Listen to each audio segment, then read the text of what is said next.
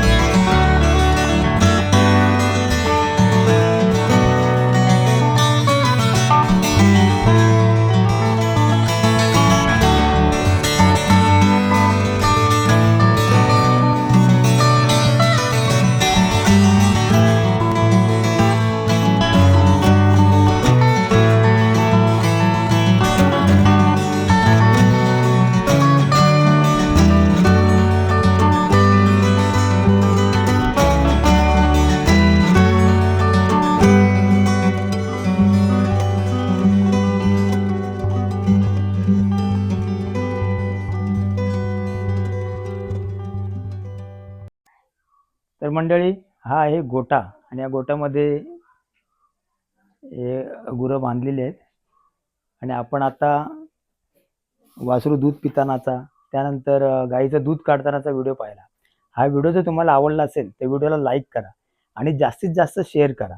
तसेच असेच नवीन नवीन व्हिडिओ पाहण्यासाठी भटकंती न संपणारा प्रवास या आमच्या मराठमोळा यूट्यूब चॅनलला आत्ताच सबस्क्राईब करा. पुन्हा भेटू एका नवीन व्हिडिओसह. तोपर्यंत स्वतःची काळजी घ्या, मजेत राहा.